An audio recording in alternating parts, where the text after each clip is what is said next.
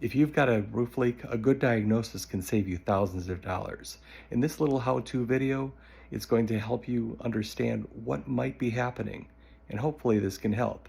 I can help you out with roof leaks, not so much with bad hair. So here's the basement stack pipe.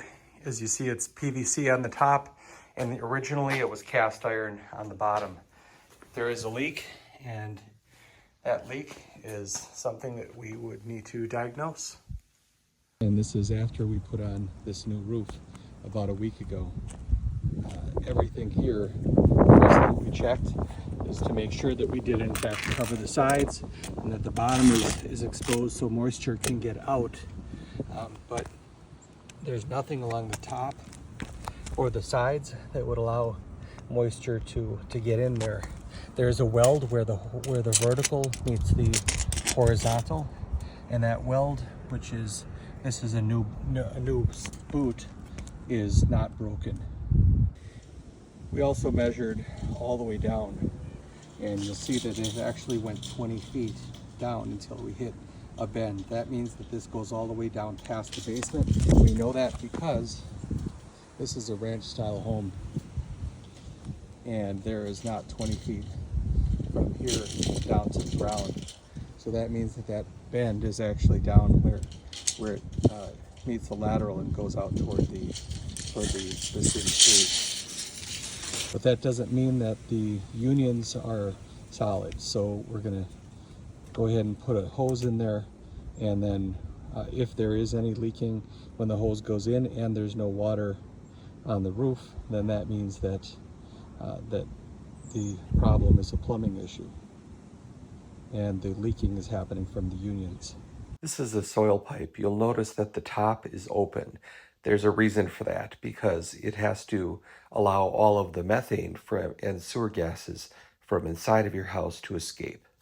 Under normal circumstances, a little bit of rain that goes down there ends up going into your sewer system and drops all the way right down and goes out to the street. Now let's test the system.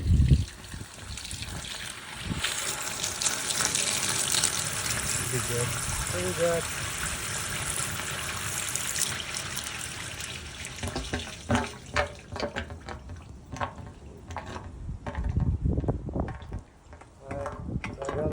So these unions are, sometimes plumbers will not, and that's wet.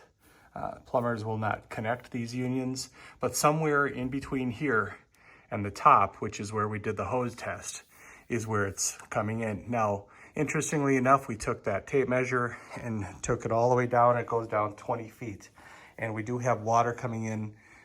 We have water coming in or inside of that tube. The roof itself is dry. So now this is not water, that's glue. So that's a good thing, because that tells me that the plumbers did use glue on these undersides. I don't see any primer here, but I don't know what's going on up between the wall, but it is safe to say that one of those unions between where it's coming in here and in the roof, where the roof itself is dry, one of these unions has failed, or it was never actually connected by the plumber.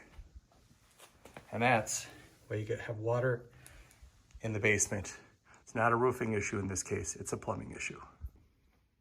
So if you've got this problem, you're looking at this and saying to yourself, whoa, this is going to be expensive. And sure, it could be. If you rip out your drywall and you have your pipes all replumbed, it's going to be expensive. It's going to be messy. However, there is a legitimate workaround. First of all, you have to understand, what is the purpose of that pipe? The main purpose of that pipe is to allow sewer gases to escape out of your house so your house doesn't smell like sewage. So what we can do is, if you put a cap on the top that allows the gases to escape, but not make it so that the water can get in, then you're going to make it so that that is a workaround that is legit. B-vent caps have a flange on the bottom. That flange can either go inside or it can go around the outside of the collar of the soil pipe on the outside.